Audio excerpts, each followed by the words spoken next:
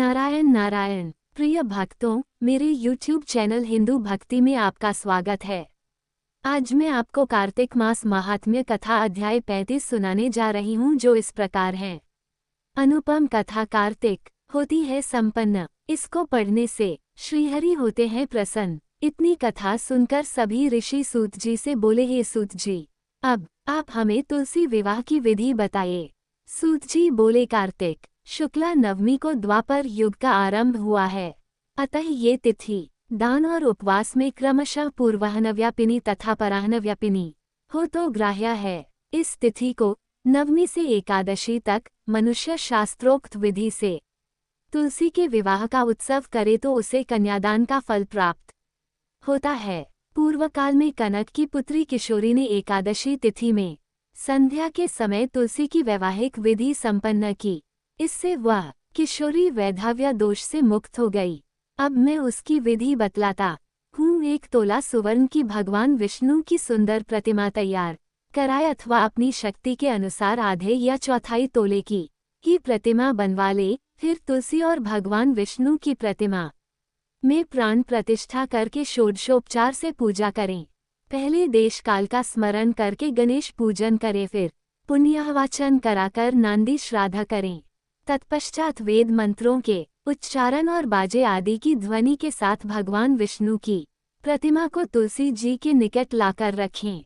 प्रतिमा को वस्त्रों से आच्छादित करना चाहिए। उस समय भगवान का आवाहन करें, भगवान केशव आइए देव, मैं आपकी पूजा करूंगा, आपकी सेवा में तुलसी को समर्पित करूंगा, आप मेरे संपूर्ण मनोरथों को पूर्ण करें। इस प्रकार आवाहन के पश्चात 3 बार अर्घ्य, पाद्य और विष्टा का उच्चारण करके इन्हें बारी बारी से भगवान को समर्पित करें। फिर आचमनीय पद का 3 बार उच्चारण करके भगवान को आचमन कराएं। इसके बाद कांसे के बर्तन में दही, घी और मधु हनी रखकर उसे कांसे के पात्र से ही ढक दे तथा भगवान को अर्पण करते हुए इस प्रकार कहें, वासुदेव आपको नमस्कार है। यह मधुपक दही, घी तथा शहद के मिश्रण को मधुपक कहते हैं, ग्रहण कीजिए। तदनंतर हरिद्रालेपन और अभ्यंग कार्य संपन्न करके गोधूली की वेला में तुलसी और विष्णु का पूजन पृथक पृथक करना चाहिए। दोनों को एक दूसरे के सम्मुख रखकर मंगल पाठ करें। जब भगवान सूर्य कुछ कुछ दिखाई देते हों तब कन्यादान का संकल्प करें। अपने गोत्र और प्रवर का उच्चारण करके आदि की 3 पीढ़ियों का भी आवर्तन करें। तत्पश्चात भगवान से इस प्रकार कहें, आदि मध्य और अंत से रहित त्रिभुवन प्रतिपालक परमेश्वर, इस तुलसी दल को आप विवाह की विधि से ग्रहण करें। ये पार्वती के बीज से प्रकट हुई है, वृंदा की भस्म में स्थित रही है तथा आदि मध्य और अंत से शून्य है। आपको तुलसी बहुत ही प्रिय है, अतः इसे मैं आपकी सेवा में अर्पित करता हूँ।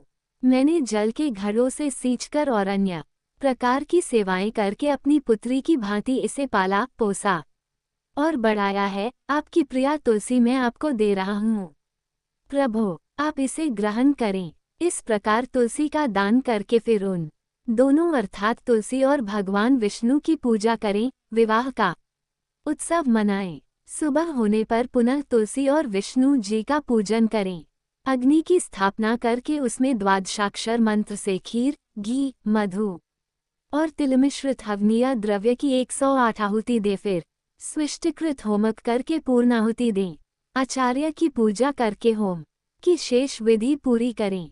उसके बाद भगवान से इस प्रकार प्रार्थना करें, हे प्रभु आपकी प्रसन्नता के लिए मैंने यह व्रत किया है। जनार्दन इसमें जो न्यूनता हो वह आपके प्रसाद से पूर्णता को प्राप्त हो जाए। यदि द्वादशी में रेवती का चौथा चरण बीत रहा हो तो उस समय पारण न करें। जो उस समय भी पारण करता है वह अपने व्रत को निष्फल कर देता है। भोजन के पश्चात तुलसी के स्वत गलकर गिरे हुए पत्तों को खाकर मनुष्य सब पापों से मुक्त हो जाता है। भोजन के अंत में ऊख, आंवला और बेर का फल खा लेने से उच्छिष्ट दोष मिट जाता है। तदनंतर भगवान का विसर्जन करते हुए कहे, भगवान आप तुलसी के साथ वैकुंठ धाम में पधारें। प्रभु मेरे द्वारा की हुई पूजा ग्रहण करके आप सदैव संतुष्टि करें। इस प्रकार देवेश्वर विष्णु का विसर्जन करके मूर्ति आदि सब सामग्री आचार्य को अर्पण करें। इससे मनुष्य कृतार्थ हो जाता है। यह विधि सुनाकर सूतजी ने ऋषियों से कहा, हे ऋषियों, इस प्रकार जो मनुष्य श्रद्धापूर्वक सत्य, शांति और संतोष को धारण करता है, भगवान विष्णु को तुलसी दल समर्पित करता है, उसके सभी पापों का नाश हो जाता है और वह संसार के सुखों को भोगकर अंत में विष्णुलोक को प्राप्त करता है।